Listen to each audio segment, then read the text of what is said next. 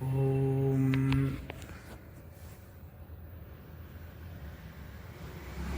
सदाशिवसमारम्भां शङ्कराचार्यमध्यमाम् अस्मदाचार्यपर्यन्तां वन्दे गुरुपरम्पराम्।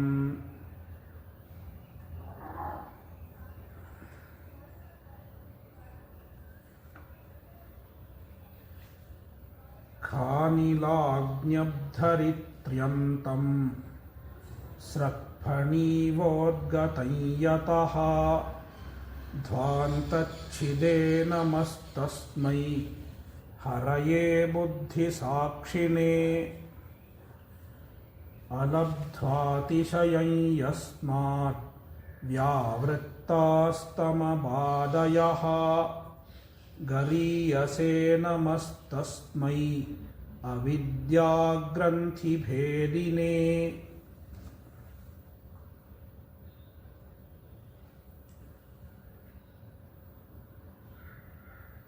षड्विंशः श्लोकः। प्रथमे अध्याये षड्विंशः श्लोकः। तस्य सम्बन्धः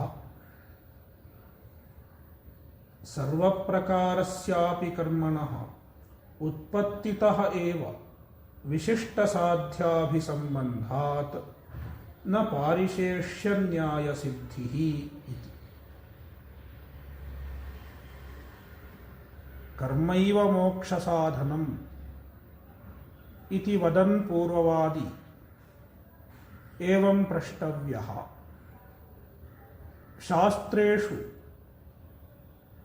बहूनि कर्माणि विहितानि सन्ति। तेषु कर्मसु किं कर्म मोक्षसाधनं भवति इति तदा स ब्रूयात्। पारिशेष्यन्यायात् येषां कर्मणां फलं साक्षान्न श्रुतं तदेव कर्म मोक्षसाधनं स्यादिति। शास्त्रेषु विहितानां बहूनां कर्मणां फलान्यपि श्रुतानि सन्ति।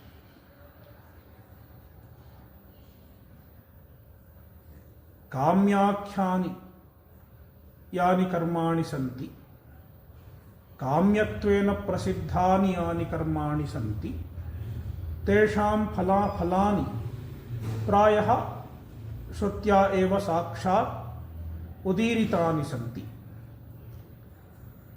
यथा पुत्रेष्टिः इति किञ्चित् कर्म, पुत्रेष्ट्यायजेत पुत्रकामः इत्यनेन ज्ञायते पुत्रेष्टिः इत्यस्य कर्मणः फलं पुत्रप्राप्तिः इति।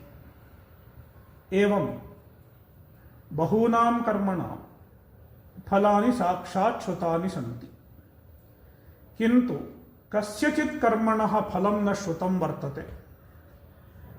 इत्युक्ते यानि नित्यानि कर्माणि सन्ति, नित्यानां नैमित्तिकानां च कर्मणां फलानि न श्रुतानि सन्ति। यद्यपि नित्यानि नैमित्तिकानि च कर्माणि विहितानि, तथापि किञ्चित् फलम् उद्दिश्य न विहितानि। तस्मात् कस्यचित् कर्मणः फलं न श्रुतं वर्तते। इदानीं मोक्षः कस्य कर्मणः फलं स्यादिति चेत्, यस्य कर्मणः फलं श्रुतं वर्तते तस्य कर्मणः फलं मोक्षो न भवितुमर्हति। तस्मात् पारिशेष्यात् यत् कर्म परिशिष्यते तस्य कर्मणः मोक्षः फलं स्यात् इति पारिशेष्यन्यायादस्माभिर्निर्णेतुं शक्यते इति पूर्ववादी ब्रूयात्।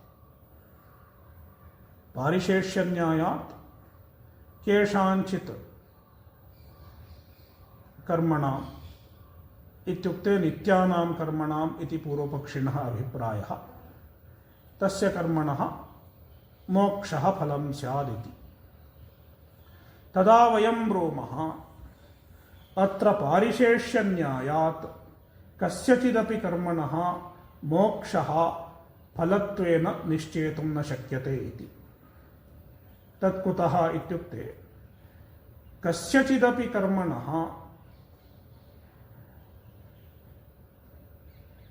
फलं नास्तीति वक्तुं न शक्यते, अन्यत् किञ्चित् फलं नास्तीति वक्तुं न शक्यते। यत्किञ्चिदपि कर्म श्रुतिषु प्रतिपादितं वर्तते, श्रुतिषु विहितं वर्तते, तस्य सर्वस्यापि कर्मणः अन्यत् किञ्चित् फलं मीमांसकैर्निश्चितं वर्तते। तस्मात् कस्यापि कर्मणः फलराहित्यं न वक्तुं शक्यते। यदि अन्यत् किञ्चित् फलं नास्तीति निश्चीयते तदैव पारिशेष्यन्यायस्य प्रवृत्तिः स्यात्। यदि सर्वस्यापि कर्मणः किञ्चित् अन्यत् फलं निश्चितं वर्तते तर्हि पारिशेष्यन्यायसिद्धिः न स्यात् इत्यभिप्रायः। तदेवोच्यते सर्वप्रकारस्यापि कर्मणः शास्त्रेषु यानि यानि कर्माणि विहितानि सन्ति तेषां सर्वेषामपि कर्मणाम् उत्पत्तितः एव इत्युक्ते विधानतः एव यदा कर्म विहितानि भवन्ति तदा एव तेषां फलम् अपि निर्दिष्टं वर्तते। विशिष्टसाध्याभिसम्बन्धात् सर्वस्यापि कर्मणः विशिष्टसाध्याभिसम्बन्धः विधानतः एव ज्ञातो भवति, अवगतो भवति। क्वचित् साक्षात् श्रूयते, यत्र न श्रूयते तत्रापि केनचिदन्येन न्यायेन स्वर्गादिकं किञ्चित् फलत्वेन निश्चीयते। प्रायः यत्र फलं साक्षान्न श्रुतं वर्तते तत्र स्वर्गं फलम् इति मीमांसकैरेव निश्चितमस्ति। जैमिनीसूत्रेषु तथा निश्चितं वर्तते।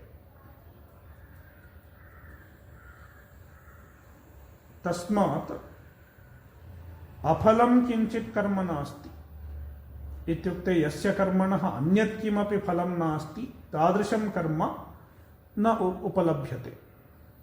तस्मात् न पारिशेष्यन्यायसिद्धिः। पारिशेष्यन्यायः मोक्षसाधनत्वेन किमपि कर्म निर्णेतुं न प्रभवति इत्येतत् अस्य अग्रिमस्य श्लोकस्य अभिप्रायः। श्लोकः पठ्यताम्। दुरितक्षपणार्थत्वात् नित्यं स्याद्विमुक्तये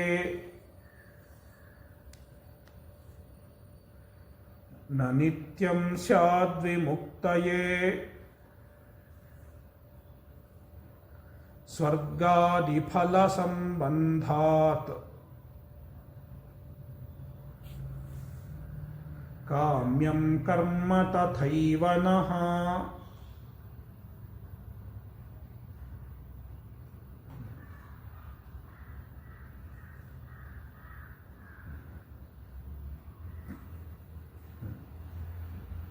प्रायः शास्त्रोक्तानि कर्माणि द्विविधानि सन्ति। द्विविधानि इति वक्तुं शक्यते। काम्यानि कर्माणि अपि च नित्यानि कर्माणि इति। अन्येषां सर्वेषां कर्मणाम् अनयोरेव अंतर्भावः कर्तुं शक्यते। येषां काम्यं किंचित् फलं वर्तते तानि कर्माणि काम्यानि इति। येषां काम्यं किंचित् फलं नास्ति तानि नित्यानि इति वक्तुं शक्यते। फलम् अनुद्दिश्य विहितानि कर्माणि। अत्र पूर्वपक्षी प्रष्टव्यः, पारिशेष्यन्यायेन कस्य कर्मणः मोक्षसाधनत्वं निश्चीयते इति। यदि पूर्वपक्षी नित्यं कर्म किंचित् काम्यं कर्म किंचित् मोक्षसाधनम् इति ब्रूते, तदा वयं ब्रूमः एवं नास्ति, स्वर्गादिफलसम्बन्धात् काम्यं कर्म तथैव नः इति। काम्यस्य कर्मणः स्वर्गादिफलसम्बन्धः श्रुतो वर्तते, तस्मात् काम्यं कर्म मोक्षसाधनं न भवितुमर्हति। एवं तर्हि नित्यं कर्म मोक्षसाधनं स्याद्वा इति चेत् एवमपि न। कुतः इत्युक्ते नित्यस्य कर्मणः दुरितक्षपणं प्रयोजनम् इत्येतत् श्रुतावेव उक्तं वर्तते, श्रुत्या एव प्रतिपादितं वर्तते क्वचित्। तदेव उक्तं दुरितक्षपणार्थत्वात् नित्यं कर्म विमुक्तये न स्यात् इत्यन्वयः। नित्यं कर्म विमुक्तये न स्यात् इत्युक्ते नित्यस्य कर्मणः प्रयोजनं विमुक्तिः न स्यात्, मोक्षः न स्यात्। कुतः इत्युक्ते नित्यानां कर्मणां प्रयोजनम् अन्यदुक्तं वर्तते। तत् किम् इति चेत् दुरितक्षपणं, दुरितक्षयः इति। ममोपात्त समस्तदुरितक्षयद्वारा इत्येव संकल्पः कृत्वा खलु नित्यं कर्म क्रियते, संध्यावन्दनादिकम्। तस्मात् नित्यानां कर्मणां प्रयोजनम् अन्यद्वर्तते। तस्मात् मोक्षसाधनत्वं नित्यस्य कर्मणः निश्चेतुं न शक्यते। एवं तर्हि काम्यानां कर्मणां फलं स्याद्वा मोक्षः इति चेत् स्वर्गादिफलसम्बन्धात् काम्यं कर्म तथैव नः।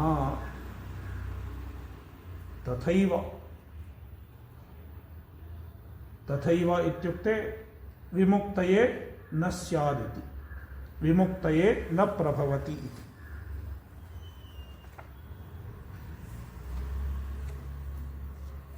अत्र कथं पाठो वर्तते, नः इति वा न इति वा?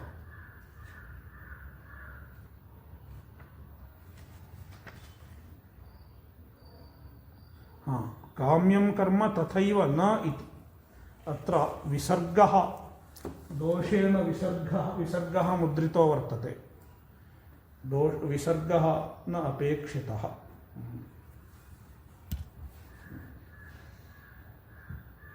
तथैव इत्युक्ते यथा नित्यं कर्म मोक्षसाधनं न भवति, तथैव काम्यं कर्म अपि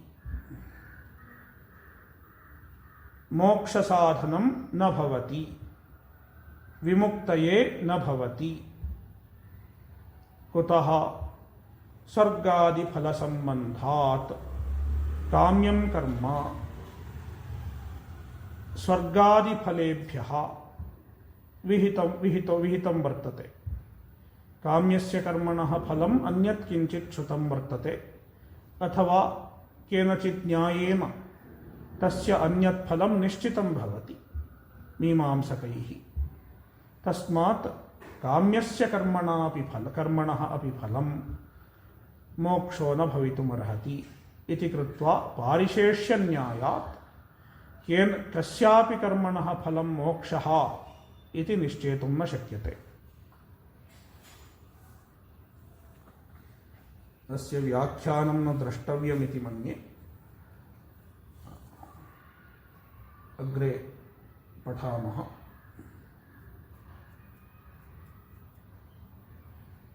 प्रमाणासंभवाच्च अग्रिमस्य श्लोकस्य सम्बन्धः प्रमाणासंभवात् च इत्यनेन अयं हेतुः समुच्चीयते पूर्वेण हेतुना सह। पूर्वं यः हेतुरुक्तः कर्ममोक्षसाधनं न भवति इत्यत्र, तेन सह अयमपि अपरो हेतुः समुच्चीयते इत्यभिप्रायः। अयं कः हेतुः इत्युक्ते प्रमाणासंभवादिति। कर्म मोक्षसाधनम् इत्यत्र किञ्चित् प्रमाणं नास्ति।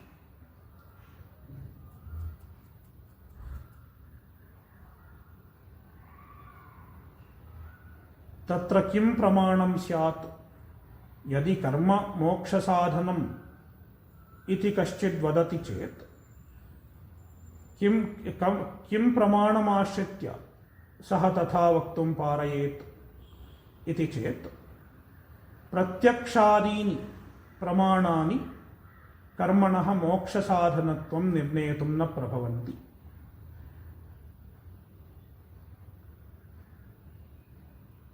कर्मणः मोक्षफलेन सह सम्बन्धः प्रत्यक्षादीनां प्रमाणानां विषयो न भवितुमर्हति।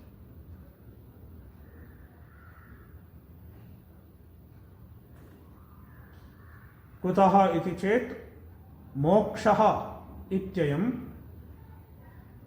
पारलौकिकः इत्युक्ते अस्मिन् लोके अस्माभिर्न दृश्यते, अयं पारलौकिकः अदृष्टफलम्।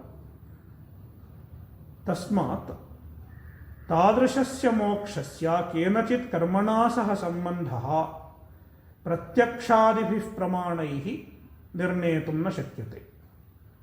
तर्हि किं प्रमाणं तत्र इति चेत् तत्र वेदवाक्यानि एव प्रमाणानि भवितुमर्हन्ति, श्रुतिवाक्यान्येव तत्र प्रमाणानि भवितुमर्हन्ति। इत्युक्ते यत् पारलौकिकं फलं वर्तते तत्र वेदाः एव प्रमाणानि भवन्ति, अन्येषां प्रमाणानां पारलौकिकं फलं विषयो न भवति।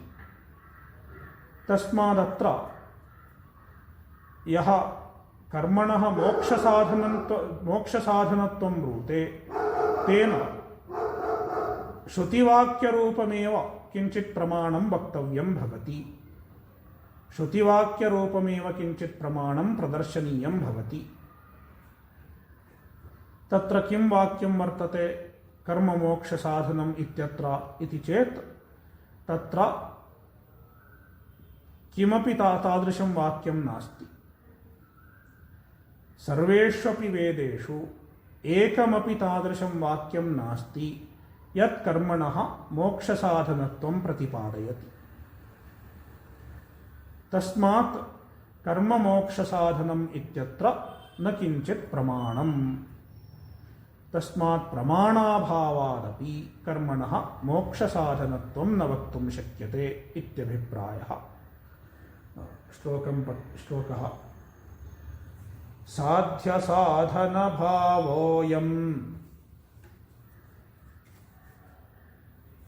वचनात् पारलौकिकः नाश्रौषं मोक्षदं कर्म श्रुतेर्वक्त्रात् कथञ्चन।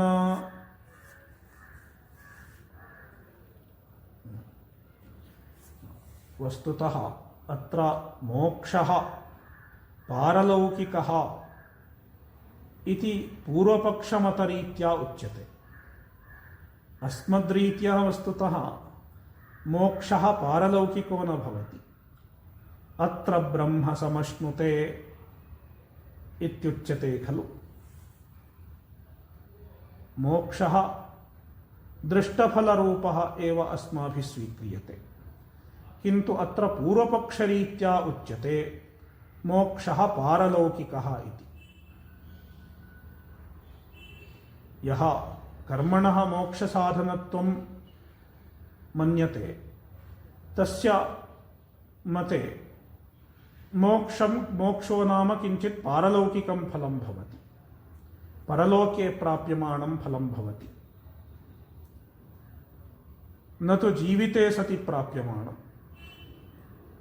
तस्मात् पूर्वपक्षिणः मतम् अवलम्ब्य एवमुच्यते।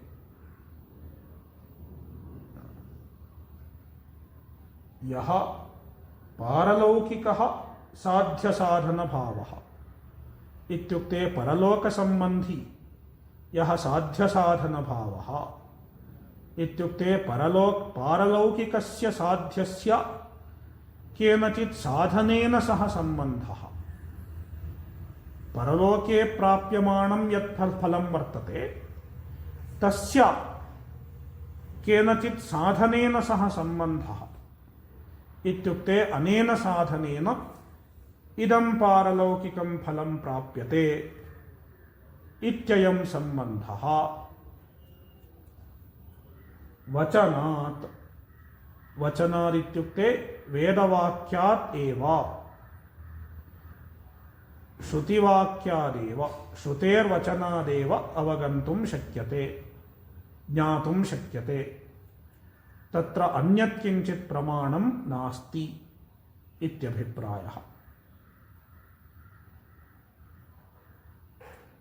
तस्मात् यदि मोक्षः कर्मफलम् इत्युच्यते तर्हि तत्र मोक्षस्य केनचित् कर्मणा सह सम्बन्धं ब्रुवत् वेदवाक्यं वक्तव्यं भवति। तादृशं वाक्यं किञ्चिन्नास्ति। नाश्रौषं मोक्षदं कर्म श्रुतेर्वक्त्रात् कथञ्चन।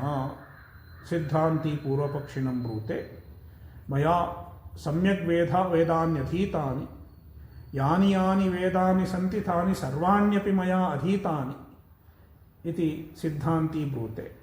किन्तु क्वचिदपि वेदे श्रुतेर्वक्त्रात् इत्युक्ते श्रुतेर्मुखात्,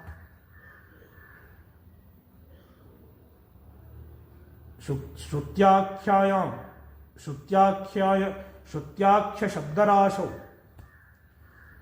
कथञ्चन केनचिदपि प्रकारेण मोक्षदं कर्म नाश्रौषम्, मोक्षदं कर्म किञ्चित् अहं न अश्रौषम्, मोक्षदं कर्म मोक्षफलप्रदं किञ्चित् कर्म वर्तते इति श्रुतौ क्वचिदपि मया न श्रुतम् इति सिद्धान्ती ब्रूते।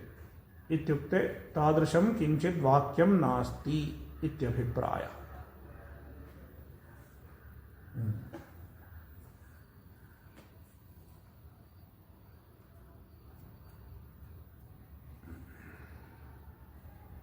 अग्रिमस्य श्लोकस्य सम्बन्धः अभ्युपगताभ्युपगमाच्च श्वश्रूनिर्गच्छोक्तिवत् भवतो निष्प्रयोजनः प्रलापः।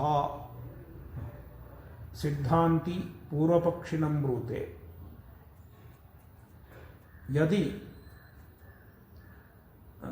अत्र पूर्वपक्षिणा कथं कीदृशं कर्म अनुष्ठेयं कीदृशं कर्म नानुष्ठेयं मोक्षप्राप्त्यर्थम् इत्येतत् पूर्वपक्षिणा पूर्वमुक्तमासीत्। इत्युक्ते काम्यं कर्म न करणीयं, मुमुक्षुना काम्यं कर्म न करणीयं,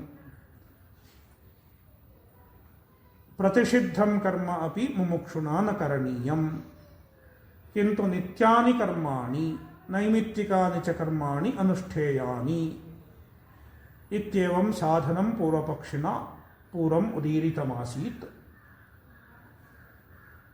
तत् कुत्रास्ति? पूर्वम् अकुर्वतः क्रियाः काम्याः इत्यस्ति खलु। दशमे श्लोके अकुर्वतः क्रियाः काम्याः निषिद्धास्त्यजतस्तथा नित्यनैमित्तिकं कर्म विधिवच्चानुतिष्ठतः इति पूर्वपक्षिणा पूर्वम् उक्तमासीत्। मुमुक्षुना काम्यानि कर्माणि प्रतिषिद्धानि कर्माणि त्यक्तव्यानि अपि च नित्यानि कर्माणि नैमित्तिकानि च कर्माणि अनुष्ठेयानि इति पूर्वपक्षिणा उक्तमासीत्। इदानीं सिद्धान्ती ब्रूते एतत्तु अस्माभिरप्युच्यते, अत्र नूत्नं किञ्चिन् नास्ति। यद्भवता इदानीं मोक्षसाधनत्वेनोच्यते ईदृशं कर्म अनुष्ठेयम् ईदृशं नानुष्ठेयम् इति तत्तु अस्माभिरप्यङ्गीक्रियते। वयमपि तथैव ब्रूमः, मुमुक्षुणा काम्यानि कर्माणि परिहार्याणि निषिद्धानि कर्माणि परिहार्याणि इति। तत्र भवता नूत्नं किञ्चित् साधनं न प्रदर्श्यते इत्यभिप्रायेणोच्यते। अभ्युपगताभ्युपगमाच्च यत्त्वया उक्तं काम्यप्रतिषिद्धानि कर्माणि त्यक्तव्यानि इति, एतत्तु अस्माभिः अभ्युपगतमेव। तस्मात् यत् त्वया मोक्षसाधनत्वेनोच्यते तत् तत्र अभ्युपगताभ्युपगमदोषो वर्तते। यत् सिद्धान्तिना अभ्युपगतं तदेव पूर्वपक्षिणा सिद्धान्ति इदं नाभ्युपगच्छति इति विचिन्त्य यदि पूर्वपक्षिणा उच्यते तर्हि तत्र अभ्युपगताभ्युपगमदोषः। अभ्युपगताभ्युपगमाच्च तत्र दृष्टान्तः कश्चित् प्रदर्श्यते। अभ्युपगताभ्युपगमे श्वश्रो निर्गच्छोक्तिवत् इति। कस्मिंश्चित् गृहे काचन वधूर्वर्तते, श्वश्रूरपि वर्तते। प्रायः बहुषु गृहेषु वध्वाः श्वश्वाश्च विरोधः स्यात्। बहुषु गृहेषु तथा वर्तते। अत्रापि गृहे तथैव आसीत्। श्वश्रूः स्वीयम् अधिकारं प्रदर्शयितुमिच्छति। तदा तस्मिन् गृहे गृहस्य पुरतः कश्चन भिक्षुकः आगत्य भिक्षां याचते। तदा आदौ श्वश्रूः अन्यस्मिन् कार्ये व्यग्रा आसीत्। तदा वधूः आदौ आगत्य ब्रवीति, भिक्षा नास्ति, भिक्षा न दीयते अस्मिन् गृहे, त्वं गच्छ भिक्षुका इति वधूर्वदति। तदा भिक्षुकः गमनाय प्रतिष्ठते। तदा श्वश्रूः एतद् अवगच्छति, कश्चन भिक्षुकः आगतः, मम वध्वा एवमुक्तं वर्तते इति श्वश्रूः जानाति। किन्तु श्वश्वा स्वीयः अधिकारः प्रदर्शनीयः खलु। अहं श्रेष्ठा, अहं ज्येष्ठा गृहे इति प्रदर्शनीया खलु। तदर्थं श्वश्रूः अपि आगत्य भूयोऽपि तथैव ब्रूते, ए भिक्षुक, भिक्षा न दीयते, त्वं गच्छ इति। अत्र श्वश्वा तथा वक्तव्यं नास्ति वस्तुतः। वध्वा यदुक्तं तदेव पर्याप्तं भवति। किन्तु श्वश्रूः स्वीयस्य अधिकारस्य प्रदर्शनार्थं तथा करोति। यद्वध्वा उक्तं तदेव भूयोऽपि वदति।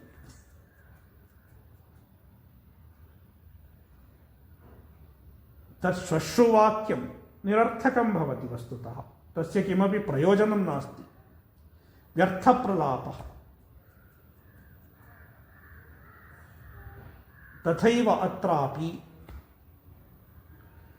यत् पूर्वपक्षिणा उच्यते ईदृशानि कर्माणि करणीयानि, ईदृशानि कर्माणि न करणीयानि मोक्षार्थिना इति, एतत्तु अस्माभिः अभ्युपगतमेव त्वं ब्रूषे।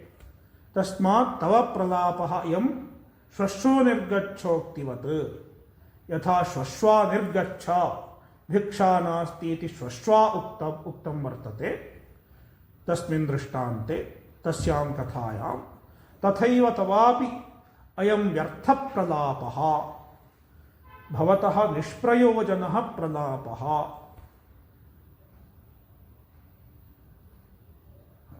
श्लोकं पठामः। निषिद्धकाम्ययोस्त्यागः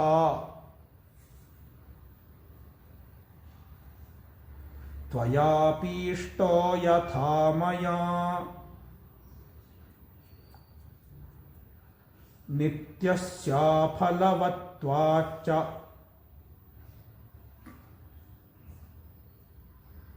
न मोक्षः कर्म साधनः।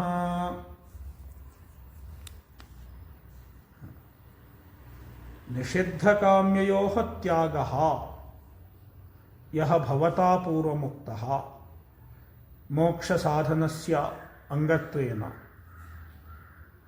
भवता निषिद्धकाम्ययोः इत्युक्ते निषिद्धस्य कर्मणः काम्यस्य कर्मणः च त्यागः भवता उक्तः। अयं त्यागः यथा त्वया इष्टः तथा मया अपि इष्टः एव, तत्तु मया अपि अभ्युपगतः एव। अयं त्यागः मयाप्यभ्युपगतः एव, तस्मात् त्वया यदुक्तं सः व्यर्थप्रलापः इति। मोक्षसाधने यः अयं भागः उक्तः सः भवता पृथक्तया वक्तव्यो न भवति, मयापि अभ्युपगतः एव इत्यभिप्रायः। अपि च पूर्वपक्षिणा उक्तं वर्तते नित्यस्य कर्मणः अनुष्ठानं मोक्षसाधनत्वेन पूर्वपक्षिणा उक्तमासीत्। नित्यस्य कर्मणः अनुष्ठानं मोक्षसाधनम् इति पूर्वपक्षिणा उक्तमासीत्। तत्र वयं ब्रूमः तव एव मते नित्यस्य कर्मणः किमपि फलं नास्ति।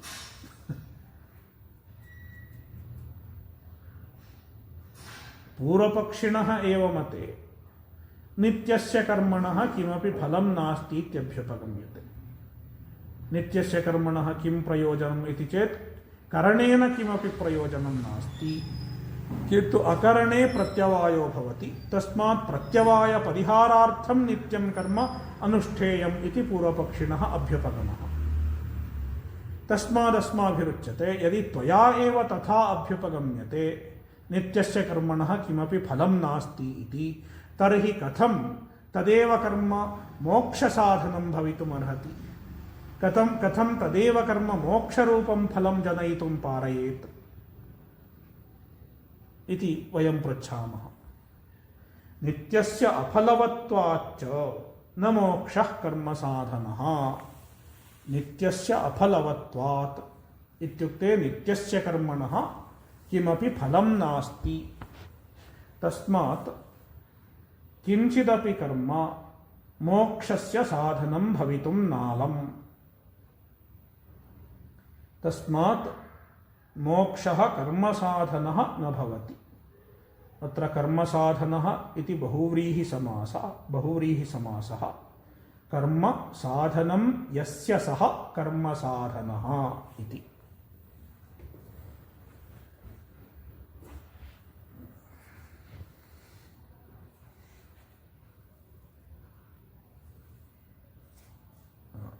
अग्रिमस्य श्लोकस्य सम्बन्धः। एवं तावत् मुक्तेः क्रियाभिः सिद्धत्वात् इति निरस्तोऽयं पक्षः। एवं सति मुक्तेः क्रियाभिसिद्धत्वात् इत्यादिना पूर्वपक्षिणा यः स्वीयः पक्षः उपस्थापितः अयं पक्षः एवं निरस्तो भवति। निरस्तोऽयं पक्षः, प्रत्याख्यातोऽयं पक्षः, खण्डितः अयं पक्षः। एतावत्पर्यन्तं पूर्वपक्षः खण्डितः। अथ अधुना सर्वकर्म प्रवृत्तिहेतुनिरूपणेन यथावस्थितात्मवस्तु विषय केवल ज्ञानमात्रादेव सकल संसारानर्थनिवृत्तिरितीमं पक्षं दृढयितु काम आह। अथ अधुना इदानीम् अन्यः कश्चन विचारः आरभ्यते। सः कः इति चेत् सर्वकर्म प्रवृत्तिहेतुनिरूपणेन सर्वेषां कर्मणां प्रवृत्तेः हेतुर्निरूप्यते। कस्मात् हेतोः कश्चन कर्मणि प्रवर्तते, कर्मणि प्रवृत्तेः हेतुः कः इति निश्चीयते। वस्तुतः कर्मणि प्रवृत्तेः हेतुः कः इत्युक्ते अज्ञानमेव हेतुः इत्येतदग्रे निश्चीयते। यदि अज्ञानं वर्तते तदैव कर्मणि प्रवृत्तिर्भवति। यदा अज्ञानं नास्ति तदा कर्मणि प्रवृत्तिरेव कस्यचित् न स्यात् इति अग्रे निश्चीयते। तेन किं भवति इति चेत् यदा अज्ञानं वर्तते तदा एव कर्म इत्येतं निश्चितं भवेत्। तेन किमायाति इति चेत् यथावस्थितात्मवस्तुविषय केवलज्ञानमात्रादेव सकलसंसारानर्थनिवृत्तिः। संसारानर्थनिवृत्तिः, संसारः एव अनर्थः, संसारानर्थः कर्मधारयः। सकलसंसारानर्थनिवृत्तिः कथं भवति, तस्य साधनं किम् इति चेत् कर्म तस्य साधनं न भवति। तर्हि किं तस्य साधनं भवति इति चेत् यथावस्थित आत्मवस्तुविषय केवलज्ञानमात्रात्। केवलज्ञानमात्रात् इत्युक्ते न कर्मसमुच्चितात् ज्ञानात्। कर्मसमुच्चितं ज्ञानं मोक्षसाधनं न भवति, किन्तु केवलमेव ज्ञानं मोक्षसाधनम्। तत् कस्य ज्ञानम् इति चेत् यथावस्थित आत्मवस्तुविषयं केवलं ज्ञानम्। तस्य ज्ञानस्य विषयः कः?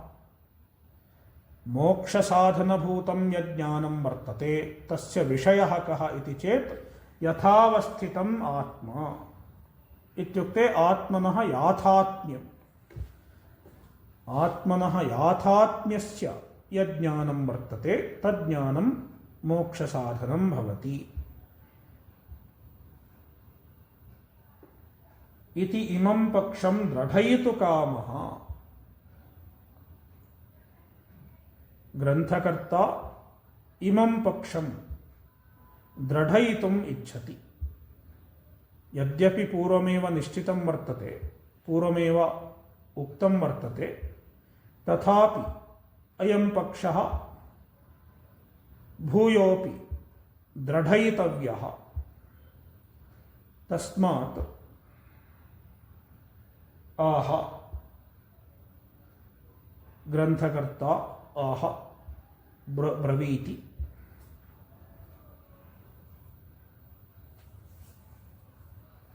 इति अग्रिमस्य ग्रंथभागस्य संबंधः एवमुक्तो भवति।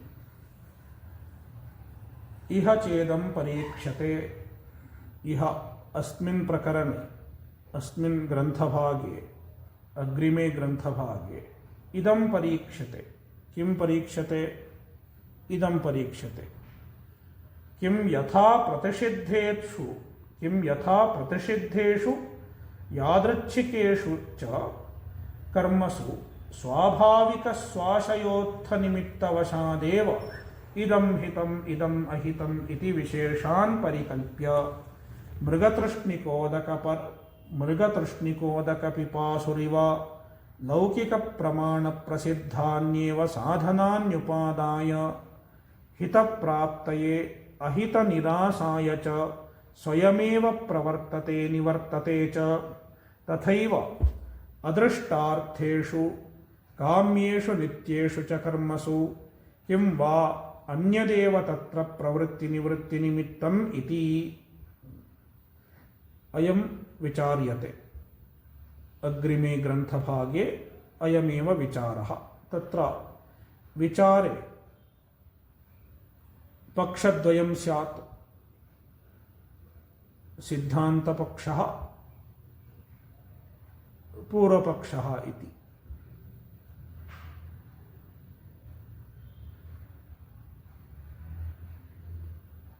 उभौ पक्षौ अत्र उपस्थाप्येते।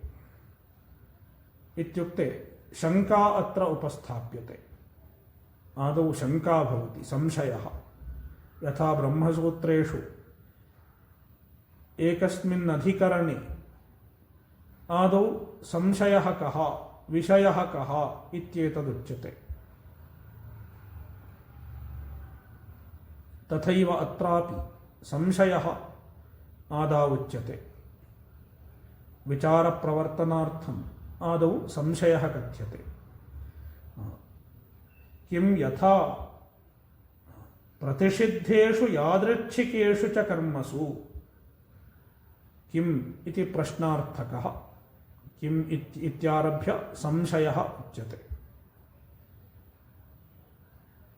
प्रतिषिद्धेषु यादृच्छिकेषु च कर्मसु, प्रतिषिद्धानि कर्माणि कदाचित् नरैरनुष्ठीयन्ते, अपि च यादृच्छिकानि कर्माणि। यादृच्छिकानि इत्युक्ते स्वाभाविकानि कर्माणि, सहजानि कर्माणि। यथा शयनादीनि कर्माणि, भोजनादीनि, शयनादीनि कर्माणि भवन्ति, तानि यादृच्छिकानि इत्युच्यन्ते। येषु कर्मसु अस्माभिः कथं प्रवर्त्यते, येषु कर्मसु प्रवृत्त्यर्थम् अस्माभिः वेदान्तज्ञानं नापेक्ष्यते, शास्त्रज्ञानं नापेक्ष्यते। प्रतिषिद्धेषु कर्मसु प्रवृत्त्यर्थं वा स्वाभाविकेषु कर्मसु प्रवृत्त्यर्थं वा अस्माभिः शास्त्रीयं ज्ञानं नापेक्ष्यते। येन शास्त्रं न पठितं, यः शास्त्रस्य विधिं न जानाति, सोऽपि एतादृशानि कर्माणि अनुतिष्ठति इत्येतत् प्रसिद्धम् इति कृत्वा तत्र शास्त्रीयं ज्ञानं नापेक्ष्यते। किन्तु स्वाभाविक स्वाशयोत्थनिमित्तवशादेव, स्वाभाविकः इत्युक्ते शास्त्रानाधेयः इत्यभिप्रायः। शास्त्र अनाधेयः, शास्त्रेण न ज्ञाप्यते, तादृशः आशयः स्वाभाविकः इत्युच्यते। स्वाभाविकः स्वाशयः, स्वाशयः इत्युक्ते स्वस्य अभिप्रायः। स्वाभाविकः अभिप्रायः। इदं मदिष्टसाधनम्, इदं मदनिष्टसाधनम् इत्यादिकं ज्ञानम् अस्माकं वर्तते खलु। ईदृशं ज्ञानं शास्त्राधेयं न भवति, शास्त्रोक्तं ज्ञानं न भवति, किन्तु स्वाभाविकं भवति।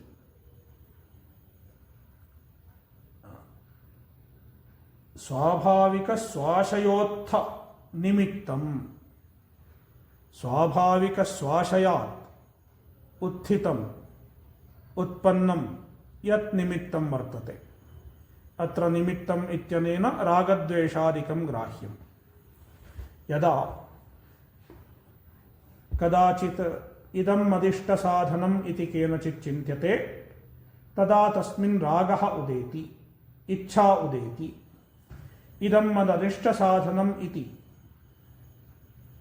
केनचित् चिन्त्यते चेत् तत्र द्वेषः उदेति इति स्वाभाविकस्वाशयोत्थं निमित्तं भवति रागद्वेषादिकम्। रागद्वेषादिकं कर्मणः निमित्तं भवति इत्युक्ते रागद्वेषादिकम् एव कर्मसु अस्मान् प्रेरयति। इदं हितम् इदम् अहितम् इति विशेषान् परिकल्प्य इदम् अदिष्टसाधनम् हितम्, हितम् इत्युक्ते इष्टसाधनम् इत्यभिप्रायः।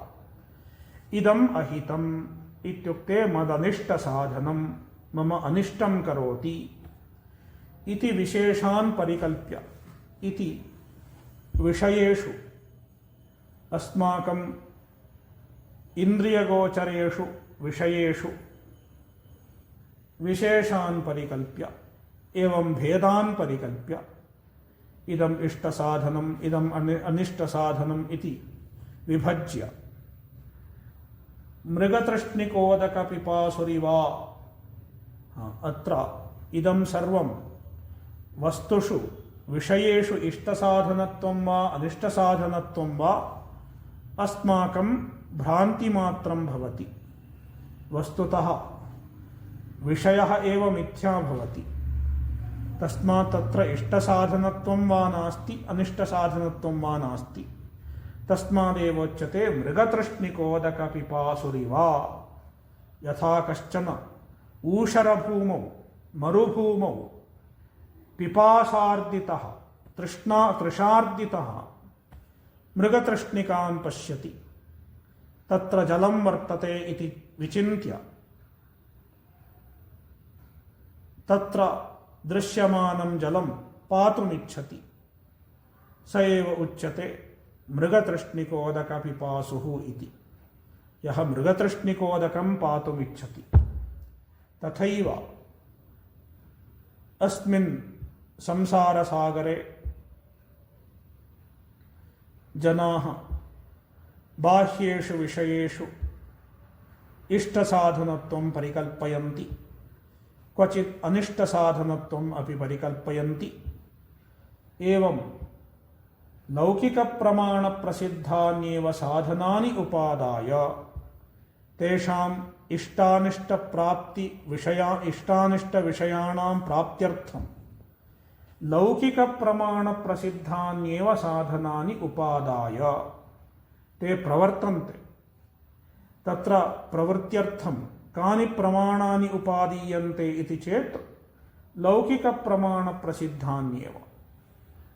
यानि साधनानि लौकिकप्रमाणप्रसिद्धानि सन्ति, प्रत्यक्षादिप्रमाणप्रसिद्धानि सन्ति, तानि एव उपादाय, तानि साधनानि उपादाय हितप्राप्तये अहितनिरासाय च, हितप्राप्त्यर्थम् इष्टप्राप्त्यर्थम् अनिष्टनिरासाय च, अहितनिरासाय इत्युक्ते अनिष्टनिरासाय च, अनर्थस्य निवारणाय स्वयमेव प्रवर्तते। जनः स्वयमेव प्रवर्तते, अन्यैः प्रेर्यमाणः सन्न प्रवर्तते, किन्तु स्वयमेव प्रवर्तते। यथा अस्माभिः अनुभवतः एवं निर्णीतं वर्तते, वयं भोजनं खादामः, भुक्ते सति क्षुन्निवृत्तिर्भवति इति अनुभवतः अस्माभिर्ज्ञायते। आदौ यदा भुज्यते तदा क्षुन्निवृत्तिः अस्माभिरनुभूता भवति। तदा अग्रे कदाचित् यदा अस्माभिः बुभुक्षा अनुभूयते तदा वयम् अनुमिमामः।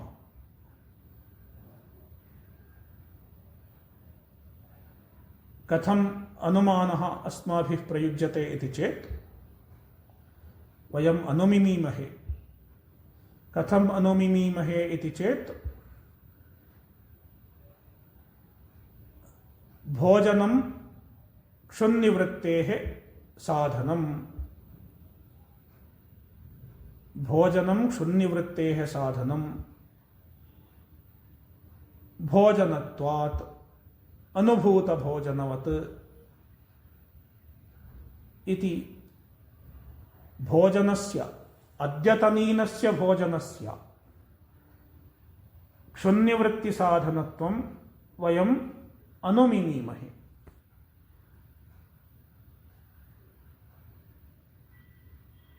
एवं लौकिकप्रमाणतः कस्यचित् साधनस्य अस्मदिष्टसाधनत्वं वयं निश्चिनुमः। एवं स्वयमेव अस्माकं प्रवृत्तिर्भवति। अन्यैः अप्रेर्यमाणैरेव अस्माभिः प्रवर्त्यते निवर्त्यते च। प्रवर्तते निवर्तते च तथैव यथा एवं दृष्टेषु भवति, दृष्टेषु विषयेषु एवं भवति। दृष्टेषु इत्युक्ते प्रतिषिद्धेषु यादृच्छिकेषु च कर्मसु एवम् अस्माकं प्रवृत्तिर्भवति इत्येतत् प्रसिद्धं वर्तते। इदानीं प्रश्नः, तथैव यथा येषु कर्मसु अविद्यावशात् एव अस्माकं प्रवृत्तिर्भवति, स्वाभाविक रागद्वेषवशात् अस्माकं प्रवृत्तिर्भवति, तथैव अदृष्टार्थेषु यानि अदृष्टार्थानि कर्माणि सन्ति। कीदृशानि तानि कर्माणि इत्युक्ते शास्त्रोक्तानि कर्माणि। शास्त्रोक्तानि कर्माणि अदृष्टार्थानि भवन्ति, अदृष्टफलकानि भवन्ति। काम्येषु नित्येषु च कर्मसु काम्यानि कर्माणि नित्यानि च कर्माणि अदृष्टार्थान्येव भवन्ति। तेषु अपि कर्मसु एवमेव प्रवृत्तिर्भवति वा इत्युक्ते अविद्यावशात् स्वाभाविकदोषवशात् प्रवृत्तिर्भवति वा, स्वाभाविकरागद्वेषवशात् प्रवृत्तिर्भवति वा, किं वा अन्यदेव तत्र प्रवृत्तिनिवृत्तिनिमित्तम् इति।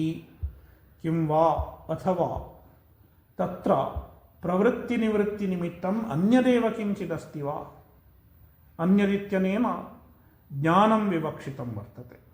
ज्ञानं तत्र प्रवृत्तिनिवृत्तिनिश्चायकं प्रवृत्तिनिवृत्तिनिमित्तं भवति वा इति प्रश्नः। इत्युक्ते लौकिकेषु कर्मसु अज्ञानेन जनः प्रवर्तते, किं तथैव शास्त्रीयेष्वपि कर्मसु जनः अज्ञानतः प्रवर्तते वा अथवा ज्ञानेन प्रवर्तते वा, ज्ञानपूर्वकं प्रवर्तते वा इति प्रश्नः। अयं संशयः। अत्र अज्ञानपूर्वकं प्रवर्तते इति पूर्वपक्षः, ज्ञानपूर्वकं प्रवर्तते यथार्थज्ञानपूर्वकं प्रवर्तते इति पूर्वपक्षः। अज्ञानतः प्रवर्तते इति सिद्धान्तः, ज्ञानपूर्वकं प्रवर्तते इति पूर्वपक्षः।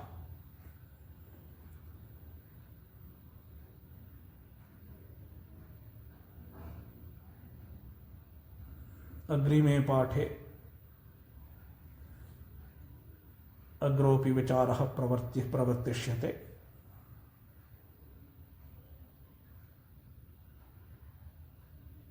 ॐ पूर्णमदः पूर्णमिदं पूर्णात् पूर्णमुदच्यते पूर्णस्य पूर्णमादाय पूर्णमेवावशिष्यते। ॐ शान्तिः शान्तिः शान्तिः।